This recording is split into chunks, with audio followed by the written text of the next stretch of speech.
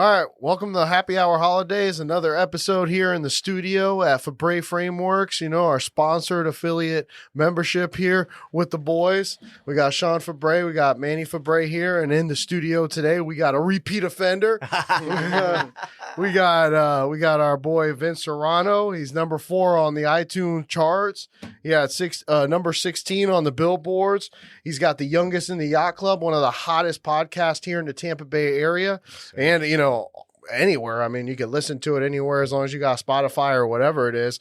And right now we've been looking at the social media and you've been really getting into the fighting. So it's been pretty cool, man. Yeah, man. Thanks for having me. Yeah. I appreciate you, Manny and Sean. You guys are beasts. Me and Sean always be, podcast trading tips and stuff like that. You guys have helped me out for real because it used to take me like 4.5 hours to do an episode. Sean took me to school here and I can edit it in like 45 minutes. Yeah. So it's awesome. I really feel like you guys got the same thing. Happy Hour Holidaze is one of the best podcasts in not just in the Tampa Bay area, but period.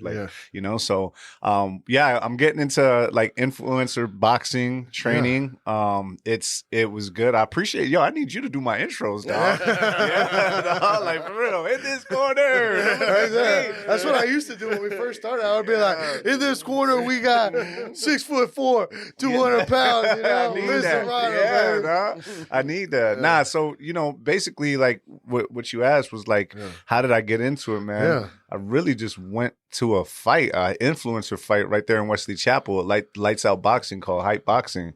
And I saw these people in there and I was like, yo, these dudes ain't really got hands like that.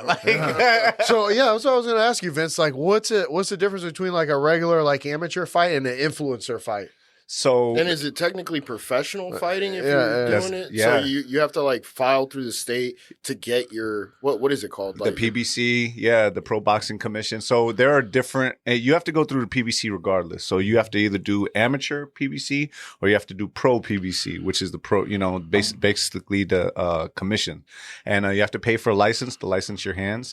It's funny because you asked, it's like, hey, is amateur and influencer the same? There's actually 2 sets. So there's amateur influencer and then there's pro influencer. Wow. And when you see the pro influencer, it's more like the Misfits. Now there's a series called the ICS, the Influencer Championship Series here in Tampa, Florida. They're pro. Oh, sure. So and then here's the thing, it's just like amateur boxing and pro boxing. Once you go pro, you can't go back to amateur. And so there's rules, regulations. There are some influencers like Jake Paul, like you see them, like he got hands. Yeah. You know what I'm saying? And so the influencers just basically, these are social media influencers, people with lots of followers that are followed by, everyone. Yeah. And people want to see them fight, I guess. But what's the mark on followers that you need to be an influencer? Does it really matter what it is? I really think that it just matters about like what kind of influence you have in your social circle. Like, there's people who have 30,000. There's people who have 1 million. You know what I'm saying? Like Amber Fields, you know what I'm saying? She's got 1 million. Jake Paul, he's got 1 million. And the level of where you're at, right? So there's a guy named USA Saiyan, right? Brendan Kelly. He was on our podcast. He was doing the amateur influencer, and I was actually there when he got called up to go to the pros. Mams Taylor from Misfits Boxing called him, and that's a life changer. Like, they're literally in the amateurs, you're not getting paid. You have to sell tickets, right? And then all of a sudden, you're getting paid $10,000 to $15,000 per fight. Damn, that's not a bad little fucking gig, right? So then you have to be called up to be a pro. You can't just get a license to be a pro boxer. You can get a license to be a pro boxer, but like realistically, like you go and fight pro, you get on this stage and you could hurt yourself. Not even hurt yourself. Like, you may not have the following to back it up. Like, these productions are big. Like, I went to Misfits 15 in Houston, Texas. It's a full on production. Like, there's like $200K being invested in that at least. Yeah. And so they need to sell tickets. They need to sell pay-per-views. They need to sell streams, and they need to sell the fight. And so you got to make sure that number one, you do have that following where people are going to buy it and want to watch you fight. But number two, that you're not in there being trash, Yeah. I mean, I went to the fight where it was Elle Brooks versus Paige Van Zandt, and we talked about her, right? Yeah. Paige has actually been bare knuckle fighting in the UFC. She's in Power Slap. She just won her Power Slap stuff. She's got a following. Bro, yeah. That's some fucking crazy shit, the Power Slap. Yo, man. She won. She won on, yeah. So then, what'd you register as, amateur or professional? So they want me to go into the pros first, and I just so we know we're clear, I've got spars. I don't have any fights, and I've got two coaches from Empire MMA, Coach Javi, and Coach Rome, and they want me to go. We were just going to go jump right into the pros right away. We were going to go with the ICS series. Shout out to the ICS. They have something going on in August. But then they want to, here's the thing, the difference between amateur and pros, right? And it's like they have the divisions, but the divisions are different, right? So they wanted me to fight. I'm at 220 right now. They wanted me to fight a guy who was 270, right? So I'm giving away 50 pounds. For my first pro fight, they want me to fight somebody who's 50 pounds higher than me. Fuck that, right? Right? And then they were like, okay, cool. So we actually said, you know what? We're going to do it. We were going to do it because we wanted to get, we felt like we could beat the guy. Then that guy pulled out. Now they want me. We're already trying to gain weight, so I'm not giving up so many pounds. And then they switched and they said, "Hey, look, no, you're gonna fight this dude who's 205, and I have nothing on him. So now I have to change my momentum shift." So my coaches were like, "You know what? Look, let's just do this. Let's get a couple amateur influencer fights going, right? Get you a nice debut, get you some ring experience, and then in November, which is going to be my first fight with ICS, we're gonna go pro. So that way I have some experience because the switcheroos. That was a little mind fucking right there. It's 270, then the 205. Right. I mean, it's what are you guys doing? So to me over then, here? do you have to lose weight to get down to 205? Because you were telling me yesterday there's super heavyweight, and all this shit. Yeah, there's a catch weight. You could do a catch weight, which is a weight in between these things, right? And in between these things. But to be real with you, the catch weights are 50 pounds. That's a lot to give up. That's a shit ton of weight, And so shout out to ICS, Gary Lewis. I like what they're doing. I'm going to be going to the fights. But for me, right, this is boxing, right? And so in boxing, if you have a loss, even though it's not, the game is changing, even though it's not as detrimental, when you don't have a loss and you have the glamour, right? You're not used. Once you get that loss, you get hold out. You know what I'm saying? Sets you up. And realistically, these promoters, all they want to do is they just want to see a good show, a good fight. They don't really, it's not really about you, really. You know what I'm saying? It's about entertainment, right? Right. And to me, I've been in the rap game. I've been in, the podcast game. And now I'm into this game right here. And I want to make sure that I hold the cards when we do what we do. So then, your first fight, is it going to be in front of an audience or is it, where's your first fight at? So we're looking to go, there's a Ray Jones, the Island Fights. Roy Jones, the Island Fights coming up in August. So that's what I'm looking at, probably August 18th. Where's that at? I think it's in Pensacola. So that's probably my first amateur. And then for sure, we're fighting them on that November card with the Influencer Championship Series. Is that in Tampa? Or yes, it's going to be in Tampa here. So. Yeah, that's good too. I mean, because a lot of your influencers probably, they follow you from all over the world. Yeah, for sure. But there's a good core here that have that follow you here locally as well. Yeah. Which that would be awesome if you did have. I wanted to be real with you. I wanted to get on this August 3rd card as bad as I could. Right. Yeah. I really, because the moment. I tell people, hey, come to my shows, my rap shows. Yeah. It's hard to get people to come to the club, or it's hard to people. But when I told people, yo, I'm going to be fighting. Yeah, people want to see that. Hey, bro, I'm going. I'm showing up, dog. So I'm like, yo, when is it? When is it? So I was actually promoting the fight I had signed the contract and everything and promoting the fight.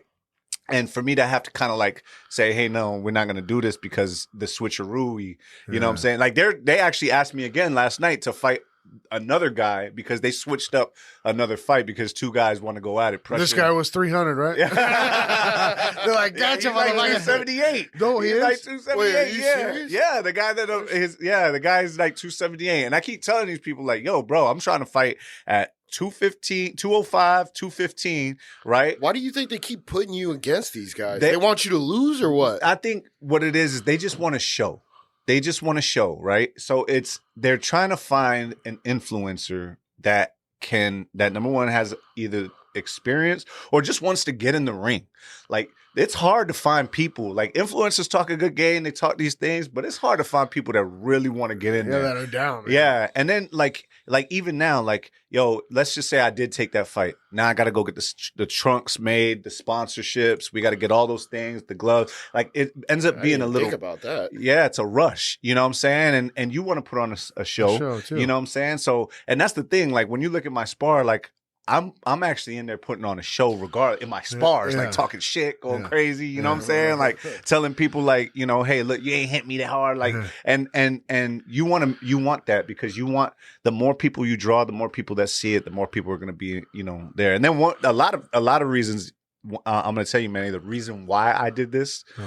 So I had made fight songs for these boxers and bare knuckle fighters. I was about to ask you if you were going to use your own song. Exactly. So these people, I would make these fight songs for them, and they would either use them once and then not use them again, or they would bring me out there, and bro, something would happen where I'd walk them out, but like they wouldn't have a mic. Or like the influencer one in Houston, I was supposed to bring the guy out, Brendan Kelly, and then I'm the one that found out that he didn't actually pass his MRI, and he couldn't come out, so they canceled my performance. That was the last straw. I was like, you know what I'm gonna do, man? I'm gonna make sure to make sure my shit get played. I'm gonna come out there and fight these people. It's gonna be my song, and it just made sense, man. And so it's super dope. I like it. You know, a lot of my friends are like, "You've always been a fighter. Like, yo, this is gonna be cool." I'm a little older, which also we talked about that, right? Yeah. Because you're 40, right? Yeah, I'm actually 42. Yeah, I'm gonna be 42 in January. You know, still looking like a young buck, though. Yeah, I know, but like endurance. But like you said, it's 3 2-minute rounds. Yes, right? yes, it's 3 2-minute rounds. Now that doesn't sound like a lot, but still, it can be a lot, right? I mean, bro, listen, man. Like, we sparred yesterday, and I had just had a spar on Thursday. I showed you the spar, and you know, I got cracked. I cracked the guy a few times. You know what I'm saying? I got cracked one time. He hit me one good time in my ribs, and last night, man, this guy's just tenderizing my ribs, and it's like, yo, it could be an eternity, you know, in there. So it's like just really understanding that, hey, look, this is a fight. You can't play boxing. There's no playing boxing. Like, this is this is legit. You got to take out the other guy's head before he takes yours off. Yeah, like legit. And the good thing about it is that my coaches, like, they treat every session like it's a real, like, you saw, we're not using headgear. Yeah. You know? Yeah, and what was the reason for that again? You told me yesterday, I know, but for the audience? Yeah, so the reason why we don't use headgear is because when you have headgear on, you tend to think that you're protected. And so does the other guy. So you guys start throwing a little bit harder. You stop moving your head as much because you got this headgear, this protection, and then constant trauma to the head, right? It causes damage. Yeah. And so we'd go without the headgear. Number one, because I'm not going to be wearing headgear in the pros. Yeah, you got to simulate the real thing. Yeah. And then you know, you're conscious of getting hit, so it helps the head movement. And so I love it because, you know, my coaches were professional fighters. Shout out to Coach Javi, Hurricane Cuatro. You know, he's Hurricane Cuatro. He didn't get the cinco though. No, yeah. Take your whole house.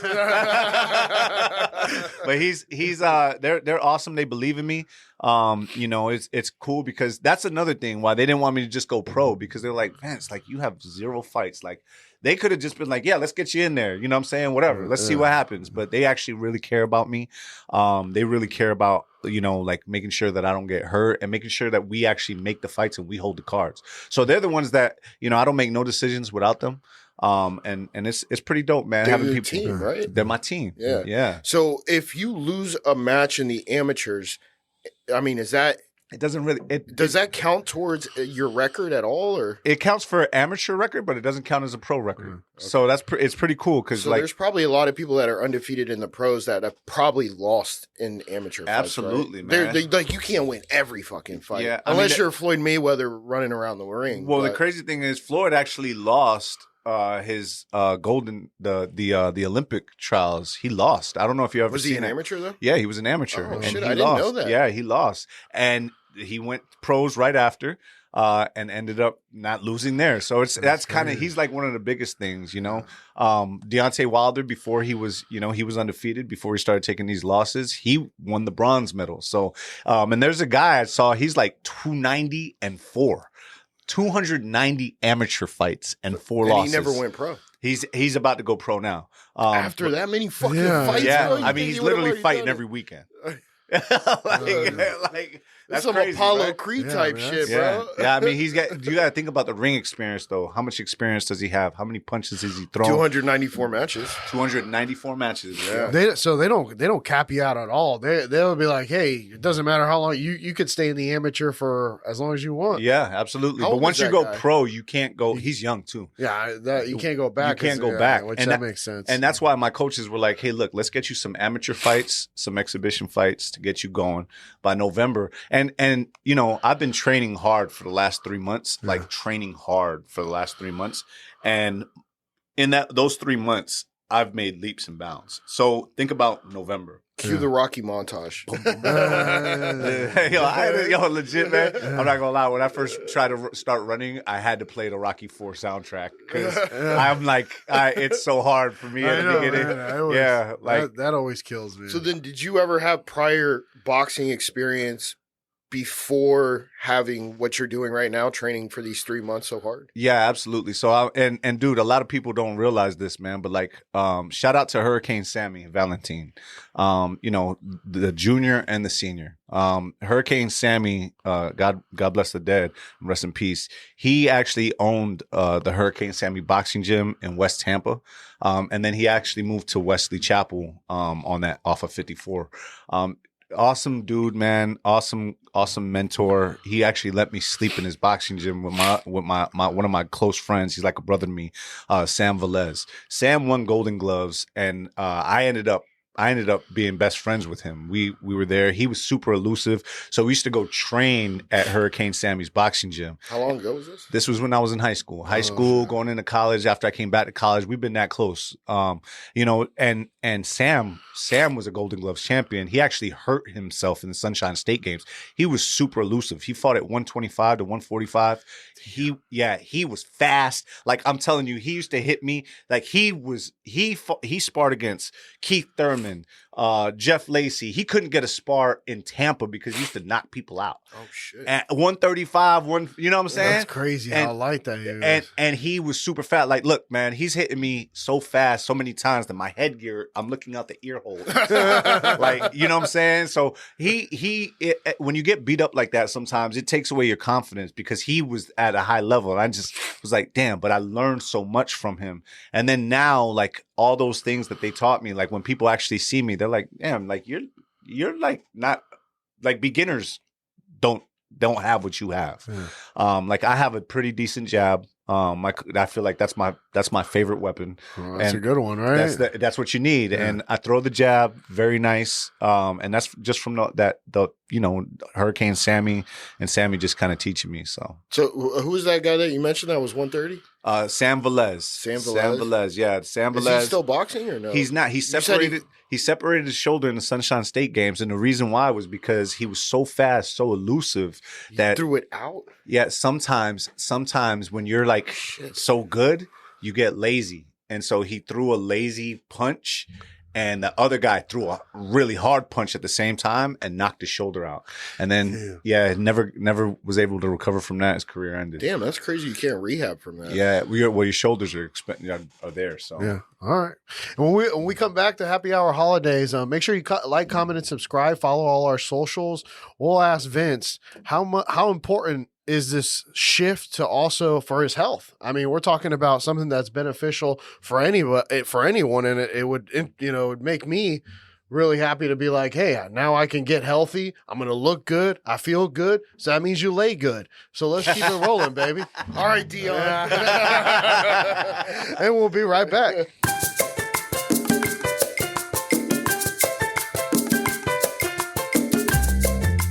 All right, guys, and we're back. Happy Hour Holidazers, and thank you for tuning in. Thank you for following our podcast, man. We're doing everything. Hey, go vote for us for Best of the Bay Creative Loathing. You can vote every Well, shit. Actually, July 5th is the last day. Well, make sure to vote for us and vote for Youngest in the Yacht Club. Let's go. You know, so we interchange it every day. Yeah. So, Vince, I mean, you know, from this change, I mean, you've done music. You're a social media influencer. I mean, you've done TV. I mean, we're talking about a guy who's well-rounded, and now it's, you know, mostly entertainment, and this is entertainment. But yeah, I know this is definitely entertainment. But I mean, this is a big choice. I mean, like we were talking about. Hey, you're getting into your 40s. Yep. I mean, where I'm climbing up in there, yep. And I'm just thinking, what better way to have something that you're dedicated to than something that helps your health and then also makes you feel good, man. Absolutely.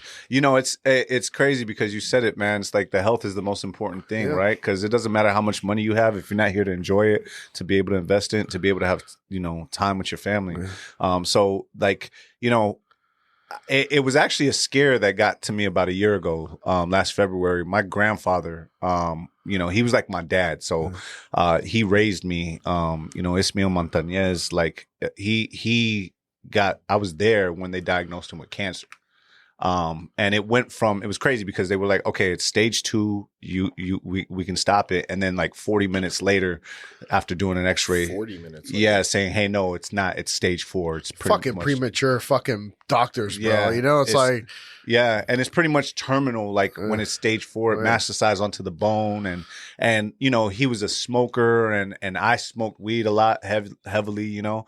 And it really, he said a lot. He said heavily, every day, 3 times a day at that time. And you know, I was like, weed's good though. I enjoys it, mama. It was great. It was great. But the thing about it is that I realized, like, you know, he did it for 20 years. He, you know, he was also like his lifestyle, like, you know, he didn't run a mile. No, not really drinking. Maybe a beer here and there, but not, you know, eating whatever.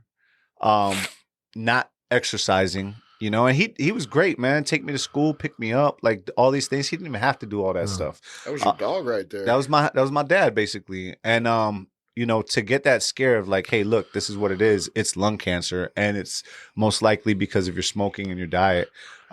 It did something to me. It turned something on, and I realized that money. There was no amount of money that was going to change the outcome. He's fighting it right now. He's actually in intensive care right now in St. Joe's. I'm actually going to go see him after this podcast. But it's like, you know, when you're on your deathbed, you're thinking like, man, what could I have done different? And you can't change that. For me, it's like, hold up, I got time. Yeah. Let me change a lot. And so I did a drastic, like, total 180. I stopped traveling as much. You lost weight. I lost a lot of weight. Yeah. I started running. Because I'm doing the boxing, I'm in pretty good shape. Yeah, man, you look fucking a lot. I mean, the first time I saw you, hey, you know, remember the first time you came into the studio? Right now, bro, you leaned up. Yeah, exactly. And, yo, that's me, dog. Right now, I mean, I'm going to the gym, but I don't diet whatsoever. Yeah, and yo, that was actually the biggest thing because my trainer was like, "Hey, look, Vince, like you've been training." I was actually lifting weights for 2 years prior, like lifting weights. You know what I'm saying? And I'm thinking as men, like, yo, I lift weights, I'll be all right. Yeah. No cardio. But not even cardio, bro, is what I was eating. Yeah, it's all about what you eat. Yeah, and you don't know. So, like, now I got, if you look at my phone, I got Instagram recipes of healthy shit.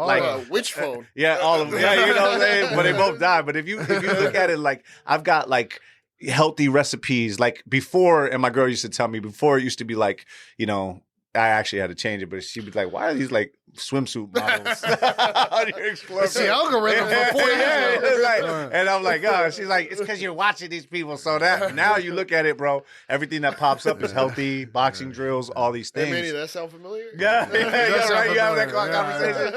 No, mine are all golf. Mine are business, stocks, card trading. Yeah, there you go. Yo, and so like I started eating healthier. I started cooking my own food. That's the biggest thing, man. The amount of sodium that all these restaurants put in there, sure, it's convenient, but there's nothing like a home cooked meal. So let me guess, chicken every day. Man, not every day, but because the steak, I mean, I hear a lot of people doing the all like carnivore diet. Yeah, I mean, I don't know if you've tried it, but they just eat like meat just steak all the time. Too much red meat, I don't think is good for you. Yeah, so too much of anything is not good for you, man. But so too much pussy is. Yeah. They get pregnant. Yeah, right. So like, or not just that. Like, yo, you might get some. Well, so hopefully it's not hot.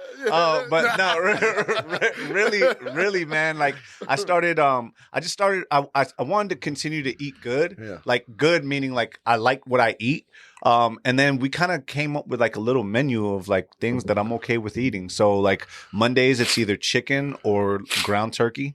I'll either make turkey burgers, right? And they taste just like hamburgers. I season them up. Instead of getting the brioche bun, sometimes I had a brioche bun, but I'll wrap it in a lettuce wrap, right? I'll put cheese on it. And bro, I can do that. And yo, the thing about it is instead of French fries, we'll do baked potatoes or like cubed potatoes, right? So I get the French fry stuff, but it's really like if you go to like, some hamburger joint, do you know that it's healthier to eat 2 burgers than it is to eat fries in a burger? Yeah. And I didn't know that. Yeah. And also people are like, well, what if I get chicken? Well, it's actually still healthier to eat a burger than a fried chicken sandwich. Yeah. And you have no idea, but it's like, yo, this is what is going. So I changed my diet. We have Taco Tuesdays. We either do ground chicken or I love tacos. Yeah, man. yeah. I mean, you could always hit homemade tacos with some avocado and stuff like that. Man. And instead of because bro, those tacos, the tortilla wraps, there's like 100 calories in each one of them things. Wow. So I either do one big protein wrap, or I'll take the Boston lettuce and I'll make a wrap with that. It tastes just the same, man, just without the tortilla. So wait, are you calorie counting? Yeah, I track my meals. So that you know exactly how many calories you're taking in per day, right? 1,796, man. That's how much I'm taking in. So that's right under now. 2,000 now. Yeah, exactly. And so you're trying to lose weight. I want to be ripped, bro. I want to be when people look at me and be like, yo, that guy really like here's my daily nutrition goal. You can see it. You can actually see my the progress of, you know what I'm saying? Like the entire progress Is that your weight loss? Yeah, that's my weight loss journey. Holy right there. shit. You know what I'm saying? Yeah, that's what I need to get to, honestly, Vince. And right now, that's what I'm like. All right, it's time to switch it up. Promised a $15,000 Rolex. All you had to do was lose 51 pounds. Hey, but I still have till December 31st. What are you gonna do, dog? You need to go see Just Julian H, man. Go coach Julian because this is literally. And he told me, man. I told you I was working out with him for 2 years, and he was like, Vince, look. Your belly or me, but one of us got to go. and he literally told me like that. And he was like, yo, bro, because you're working out, but you're not actually seeing the results. And I need success stories and I can't post you, bro. And so I need you to be that guy. And when he told me that, like, I'm the guy that you kind of have to hold accountable. Yeah. Like, I'm okay. If you just let me skate, I'm going to be that guy to just skate. Yeah. But if you hold me accountable, I'm going to change my shit up because I don't want to let myself down, but I don't want to let you down. Yeah. And so when that's the case, so when he told me that, I was like, yo, you know what? You're right, man. I got you. And I started tracking what I'm eating, started cooking my own meals, I did intermittent fasting. So I would only eat from 8 to 4 p.m. Oh, so you did 8 to 4 p.m. Yep, 8 to 4 p.m. because I've seen people do it. I've seen people do it from like 12 p.m. until like I love they don't eat before 8. I know, man. I love breakfast. So I do 8 a.m. because I go to the gym. I go to the gym at either 5, 6, or 7. When I come back, I'm cooking breakfast because I'm hungry as fuck. Yeah, I know. I'm fucking starving right now. Then I eat at 12. And then I eat at 4. And in between there, I might get a snack like some chocolate covered almonds, some peanuts. Peanuts are always taking protein shakes and shit like that. Hell yeah. Do you include that into your caloric intake? Yeah, absolutely. Yeah? Yeah, absolutely. And it's caloric? Caloric. Yeah, caloric. Yeah, I know what that means. Yeah. It's your calorie intake. Your calorie intake, man. Well, thank you, sir. I mean, the audience was obviously asking. It's been such a great I feel great, bro. Like, yo, now dude, I used to go try to run around this lake with my wife and she'd kill me. Now I'm running 2 miles a day. It's nuts. It's crazy. Wait, you know what? Going back to that, how was your wife feeling about you? I asked him that question. Oh yeah, well now let's ask him live on the pod. Yeah. How was your wife when you told her, "Hey, obviously I'm doing all my other stuff, but I really want to focus on fighting." What was her thought? And what was that discussion like? So I don't think she actually took me serious. Probably at first, right? Yeah, just period. Like even when I get mad and be like, man, this guy try me. He's lucky I don't whoop his ass, right? She probably like, okay, like, come on now, like, like you're gonna get yourself hurt or whatever. But actually, last Thursday was the first time we've been together. You know, I love you, Jenny, and you know, she knows like I get mad, but I don't ever get violent. But last Thursday was the first time she's ever seen me actually fight, like in a spar. She was actually recording, and you could hear her in the back, like, oh shit! Like at the beginning, she was sitting down. I was like, you might want to move behind that. She's like, why? And I was like, you'll just see. And we were like going. You saw the guy. He's like 270. Yeah, the guy was big. Yeah, man. and he was trying to kill me. Oh yeah, and he so looked like he was taking haymakers, whatever it took to get you on the ground. But yeah, you actually did the opposite. You got him on the ground several times. She saw that for the first time. That's her first ever introduction to me fighting. And she goes, "All right, honey, let's go back to the car." Literally, dude. Literally, like she was like, "Wow!" Like at the beginning, she was scared. You could hear her in the thing, like, "Oh my god, I don't like violence." It's kind of crazy, but afterwards, she was like, babe, be nice. Like, you know what I'm saying? Like, yo, you're out here like really doing it. And she's told her sisters, like, yo, he could actually fight. Like, it was crazy. So it's been, you know, I think now she feels better. You know, like I said, like there are injuries that happen. So sometimes my elbow, sometimes, you know, you take shots. I walked using that dick too much? Yeah. Hey, if you decide to start boxing, your wife might be like, damn, dog, you know, I might want to get that dick a couple more times. She says, now that your endurance is good, you better be showing me a little bit more love, right? So, but I don't think we've ever had an issue with that, but I could definitely go longer now. Well, I mean, definitely, right? Being healthy is good, you know, eating a lot of watermelon. Yeah, she definitely knows what I'm saying. That's what you took from that? Yeah, she knows what I'm drinking. Jeez, yeah, no, but it's been, bro, I'm not going to lie, man. There's only been positives, man. Like, I again, health is the biggest thing, but also like, yo, as I get older, I want to be sharp. Like if I'm ever put in a situation where I need to learn how to defend myself, I want to be confident that I know what I'm doing. Not one of these. I mean, that's cool, but I'm a felon, and so my wife has to hold the pistol. That's so fine. I have to trust. How to shoot. Well, she knows, but I have to trust that she does that. And you heard her; she doesn't like violence, so I have to make sure that, you know, as a protector, you know, for me and for my family, that I can at least handle my business, and that's the reason why, like, I do it. You ever been put in a situation you had to? Protect myself? Yeah, absolutely. Well, I mean, like recently though. Yeah. I don't mean back in high school. No, in your early 20s. I'm talking about like recently. Yeah. I mean, bro, there's been times like I don't know what it is. I don't know if it's my face. I don't know. Look, people like I'm a nice guy, so they think that I'm soft. Yeah. Well, I wouldn't say that. I mean, it's crazy. I think because you know me, but either like I have what they call a punch me face. I swear. I know it's kind of a punch me face is like somebody who has one of those faces you just want to punch. And that's what I think it is. I think it's because of the way I talk, the way that I carry myself. I don't see it. I can show you some because I think with your spirits, I think we're on the same wavelength. So our spirits we can vibe. But to others, my spirit irritates their demons. Where the fuck are you hanging out, dude? You do go to a lot of networking events and stuff like that. Yeah. So I mean, there could be some network events in the music industry. It's a little different. Clubs and shit though. At certain times to say what's up to people, and then not just that. That's probably why, right there. You got to understand. Well, I mean, bro, like in the boxing ring that Thursday, that guy. He said it, like he was like, yo, I thought I was gonna beat this soft ass Chico up. No shit. Yeah, I mean, because people, when they see me, they're not expecting me to know how to fight. They're not expecting me. They're expecting a big mouth. And bro, that's like 80% of the world, right? 80% of the world talks a big game, and then they ain't really got it like that. And so then they premature ejaculate. Yeah, right? Stop talking about me.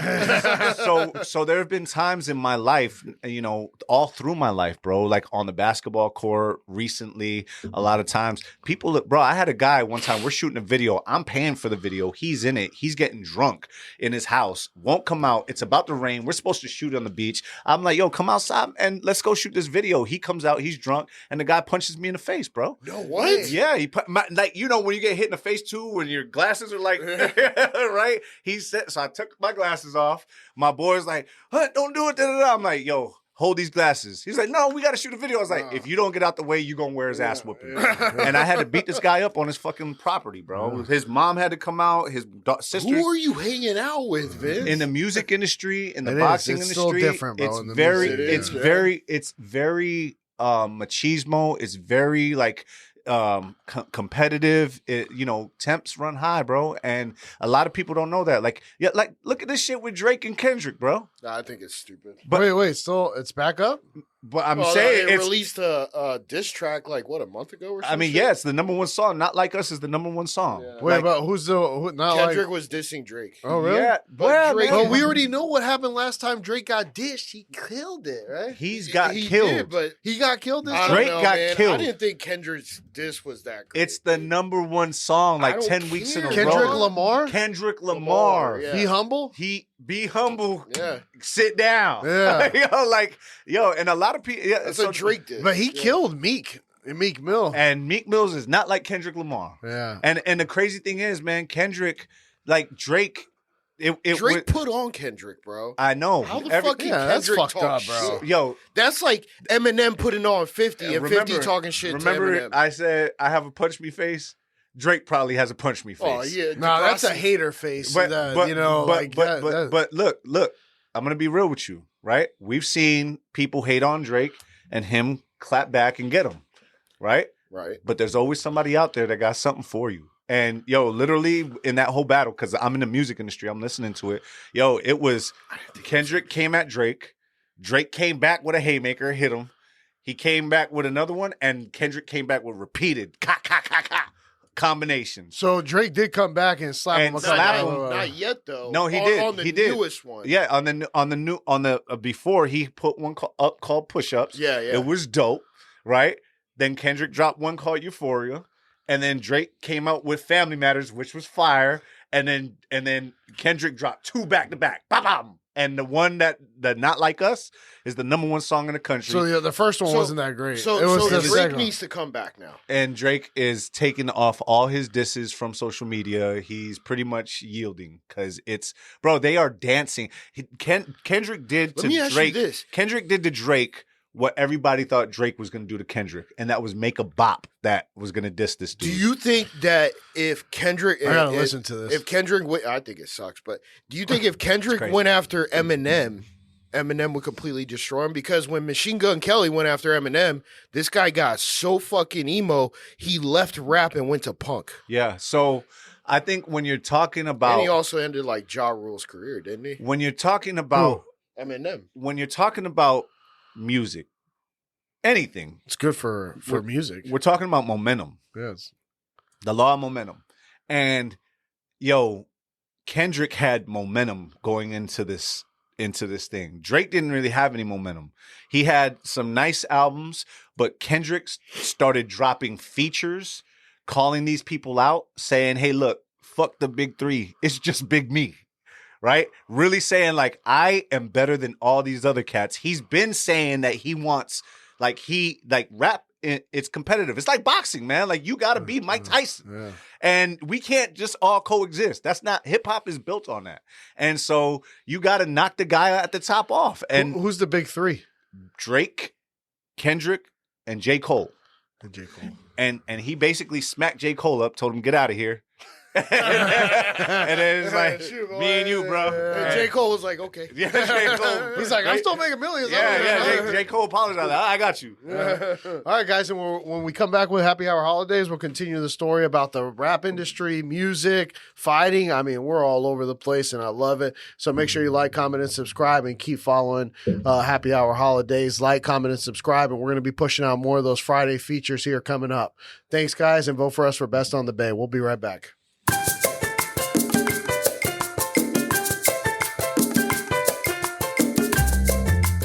Back to Happy Hour Holidaze. It's your Italian man, Manny, right here, just telling you the real truth about the world. Listen, so Vince, we talk about the podcast. You got an established podcast. I mean, you've been around for a while. Everybody, probably the audience, wants to know, how do you make money off these motherfuckers? Because we haven't made a fucking dollar. Yeah, I know. We out here, it's tough. What's crazy is I feel like in anything, right? Like if I were to start Febre frameworks, I would probably not know how to make money off of it either, right? Because to some people, it's just real estate pictures, right? Yeah. But you guys understand the business. You went into it and probably figured out how to make it happen. But the podcast is the same way, right? At the beginning, you just go into it and you're just doing it because you love it. And that's the best part, man. And so once you figure out how to make money off of it, then you never want to give it up. You always want to try to get better. And that's what we're doing with Youngest in the Yacht Club. And I think Happy Hour Holidaze is on that track because for the first year, I didn't know either. I was just doing it. I mean, but with the network that with all the people that we've met, like yourself and other guests, we do, make money as, it's adding value to our network. Absolutely. We all know your net worth is your network. So that's where I feel like we've gained a lot of value. Frameworks, at least. Well, no, just in general. Happy Hour Holidaze hasn't made us any money, but we have made money from connections that we've made from guests that we've had on the podcast. It's a lead generator at the beginning. And that's how it was for me too. It was a lead generator. So once I started doing a podcast, people were like, hey, I want to do a podcast. How do I do it? And I'd be like, yo, perfect. That's a great question. I could actually shoot it for you. This is how much it would cost.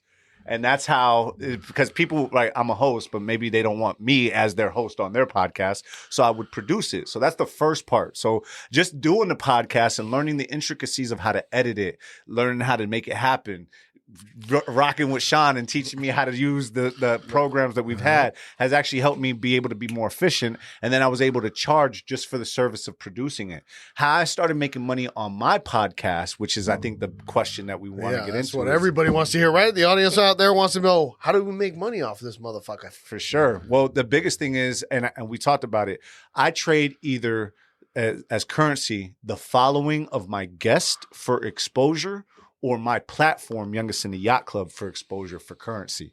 And so if somebody has 1 million followers, like Will Golston, or if somebody has a high following, right?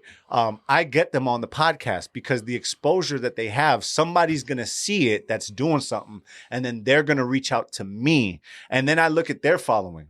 If they don't have a following, then I can be selective. Hey, this is Youngest in the Yacht Club. Hey, because this takes time and because this stuff is not free, we actually charge $500 to $350, which for different packages. Which one would work for you? And some people they're like, oh, $350 for a podcast, and I'm like, bro, it's called Youngest in the Yacht Club. If you can't pay for $300, you ain't in the yacht club. You ain't really doing it because I actually wanted to get on Mr. Organic's podcast. You want to know how much he tried to charge me? How much? $3K. Who's Mr. Organic? Yeah, and he's actually known. He's dope, man. Good people. No, he's in Miami, and he's got a dope following. And I wasn't mad. That's what it is, because his following, he's got. I get on it, I'm lit. You know what I'm saying? So did you do it? Not yet, but I will. I was saying $3K to be on a podcast is a little steep for me. But you got to think about it though, bro. I've paid $3,000 to get on World Star, to have a banner with my music to get paid on World Star. I paid $6,000 for influencers on TikTok to dance to my song. This is all promotion. This is all marketing. So if you you guys have spent thousands of dollars a month on this podcast.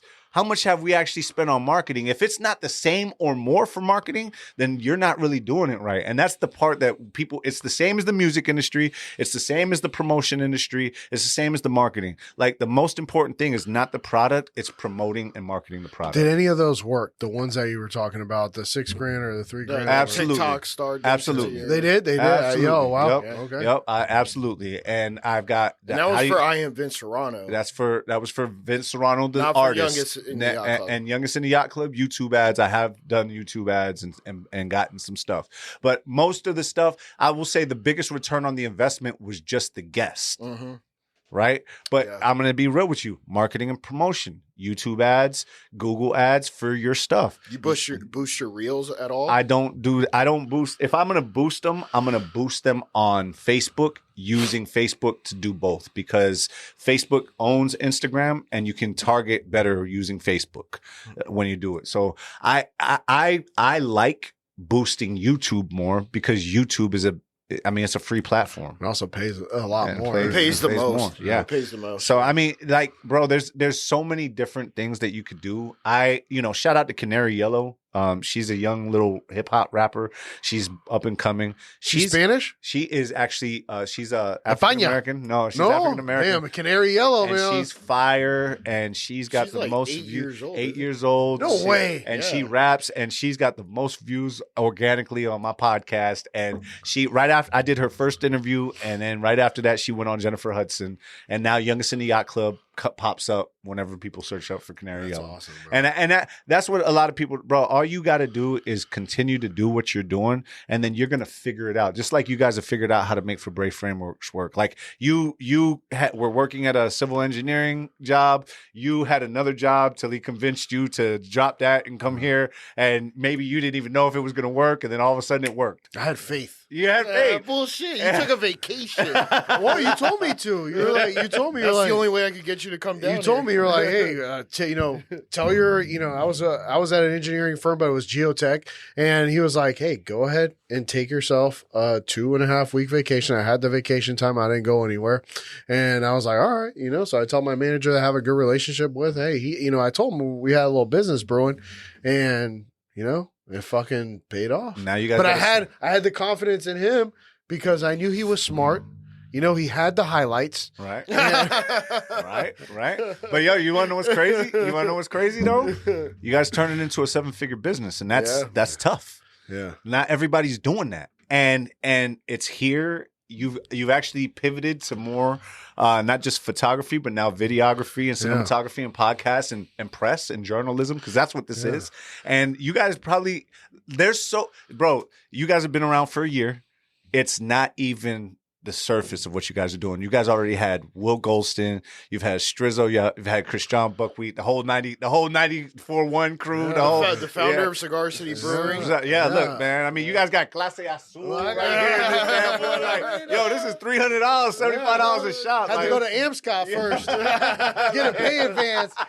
We gotta pay that shit back on Friday. You know what I'm saying? Like, bro, the fact that you guys are creating this shit, man, is fire, dog. And like the one thing I can say is, man, if you stay consistent and don't quit, you're gonna get where you need to. And I know, like Sean, like I hear it, right? I hear it in you. It's like, man, we ain't make a dime yet. Like we ain't made no money yet. But it's actually bigger than that. You guys have created a platform, and it's a lead generator. And the money that you guys have already made from the connections has paid back probably all the equipment, right? Yep. Now we got to pay back the rent. Right. and then the next thing. But you guys, it's dope because like you guys have put all your bread in this basket. You guys have a beautiful spot, beautiful platform. I mean, this is my second time on here, man. I love being on here. That's the one thing, Vince. Give us a refresher. I know you probably told us when you had us on when we had you on the first time, but tell us what drove you to the Youngest in the Yacht Club? Because I love the name. I love the logo. And I know maybe some new listeners are out there, our audience, and they're like, how did he come up with the name Youngest in the Yacht Club? Yeah, because sorry, it's the tequila. Clase Azul. You're cut off. Yo, Youngest in the Yacht Club was when we first started, I made a rap song called Sheesh. When you say we, it was only you though, right? It was me, right? Okay. But we made when I say this, me and Jack Brio, Josh McCarthy made a song called Sheesh, and we wrote this song. And if you look at it, it says, "Man, we was on the chicken surfing on them wave runners, youngest in the yacht club, and we be the youngest, right? Members of the yacht club, and we be the youngest." And when I was like, "Yo, that shit's fire," because we would walk into these. We were making money. We had come from nothing. Like Josh had come from little 5 Points in Atlanta in the hood. Like they literally robbed his house, like of all the furniture and everything. Like he came home one day and there was nothing there. It's like he moved out, like Will Smith, like with his dad. It was like, yo, right? And he could call me. And 6 months later, I saw him in Midtown Manhattan with a suit on. And then I went up there, slept on the floor in the office. And then we all started making money, made 6 figures. And then we turned it into a 7-figure company. And then, they went public and we were there and we were walking into these rooms that these older men would look at us and be like, I see something in you that I see in myself. And it was crazy because we thought that we weren't even supposed to be there. And when it ends up being that we end up lighting up the room, we end up vibing, and we end up like, yo, the billionaire Bob's Discount Furniture, Mickey Toro and Gene Rosenberg, like these people, like I'm telling you, these people's house, their cars had a house. Their house had a house. You know what I'm saying? They had their gym, like people have a gym in their garage. Their gym was the size of Crunch off of Hillsboro. Like, Jeez. yeah. And so I'm looking like, and I asked them after I'm eating their lobster bisque that their chef gave me, like, yo, what's the plans to the Death Star? What's the codes that I have to like do to get this? And the first thing they told me was stay disciplined and avoid distractions. And I thought that they were lying to me, and I realized, no, that's actually the truth. You stay focused, don't get distracted by the bullshit, and you'll get to where you need to go to. And I kept that member of the yacht club, and we be the youngest in the yacht club, right? And it turned into a clothing line at the beginning. But then I didn't like the clothes that were actually coming out. Like, I felt like they weren't what I wanted. Like, I wanted Youngest in the Yacht Club to be, like, I didn't want Boys and Girls Club. I wanted Youngest in the Yacht Club. And I felt like the clothes were like Boys and Girls Club, Walmart type shit. So I had to pivot, and we ended up getting a spot off of, a nice spot. And they had a podcast room, and me and my boy, he was my lawyer at the time. We went in there and we shot the first episode of like, hey, let's just use the podcast room. And I was like, yo, what are we going to call this? And I was like, fuck that shit. Youngest in the Yacht Club. I like it. And then it stuck. And then I shot about 13 episodes before I put out the first one. The first episode was Pusha Preem because I actually made a Youngest in the Yacht Club logo, and he wears a mask. That shit is hot. Yeah, and I put it on a mask with Pusha on the first episode. It was something to get him interested, and it was dope. And then people started seeing it. And now the people on the guest of my show, Youngest in the Yacht Club, they are like, yo, I've been watching Youngest in the Yacht Club, and they reach out. You know, we just had Amber Fields on there. We had Will Golston, like you guys had him on there. And the crazy thing about it is, like, he's like, yo, Sean was like, yo, we're about to have Will Golston on there. And I'm like, I already did that. Yeah, I'm like, yo. We were actually at lunch, bro. Yeah. And that, the one thing that I and you texted him immediately. I was like, damn, he's going to get him first now. The good thing is, though, bro, that I like is that me and you guys have been able to partner up. Because just like in the music industry, just like in boxing, there's competition. Everybody wants to be number one. People don't realize that collaboration is the best way to rock. 100% the best. You know what I'm saying? There's plenty of space for positive competition where we can all eat, and we can all make money. Because at the end of the day, we're trying to support our families and ourselves to not only be successful but leave a legacy. Yeah, absolutely. And we've gotten some guests from your podcast because I'll hit you up. I'm like, yo, Vince, it'd be awesome if you could get this person on. Yeah. And how long does it take? The first time we got one of those was the guy on your hat. Cloud Kent, right? Yeah. You know what I'm saying? And by the way, that's a dope ass hat. Is that for sale? Yeah, I was gonna say too. I like that shit, man. This is a 1-of-1. Make it a 1 of 4. Yeah, we've got more, but this is Cloud. We did an event together, and it was dope. Yeah, I bought one of his paintings. Yeah, man, congrats, man, and yo, shout out to Cloud Kent because he did make some dope clothes. But we want to do more drops. I feel like you have to get around like-minded individuals, man. And when I get around you guys, I feel like that's what happens. And I felt like I've been around no-getters for a long time. No-getter. Yeah, and I need to be around go-getters. Yeah. You know what I'm saying? So that's why I feel like every time I'm here, every time I'm around you guys, every time we go to lunch, it's dope. That's why when you text me, hey, can you get this and this and this? I don't take long, bro. No, you don't. That was immediate, bro. Yeah, I feel like that's how you got to be when you're really trying to, like, we got to help each other get up. Yeah. Mm-hmm. Yeah, and there's plenty of money out there for all of us to get, Yeah. I mean, bro, think about it. Like, I want to, Youngest in the Yacht Club. I want a fucking yacht. Mm-hmm. That would be cool. I love the ocean. I love being. How come have you never been on that podcast? Which one? He was on scheduled. the Yacht Club, he was dog. scheduled, but congratulations to Manny because he has. Kid ain't born yet. Yeah, he has a baby coming out next month, like a mixtape. August 26th release date.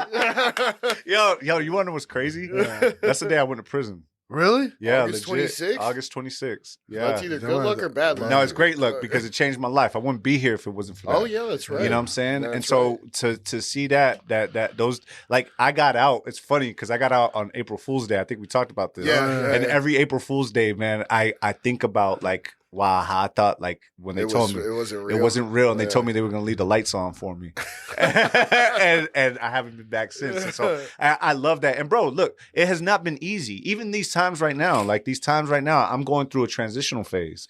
You know, we went from having a 7-figure company to selling it to watching it tank. You know what I'm saying? About the solar company? Yeah, the solar company, then creating Raw Link Media and doing and going through the ups and downs of creating a new company. And then actually, you know, now in the process of, you know, buying other properties and investing in other things, man. So it's important to know that, like, yo, Youngest in the Yacht Club is a lifestyle. It's continuously, and I see this this post or this meme that says, hey, look, if you're not willing to downgrade your life for a year to live the next 5 like a king, then you're selfish and you don't really want it.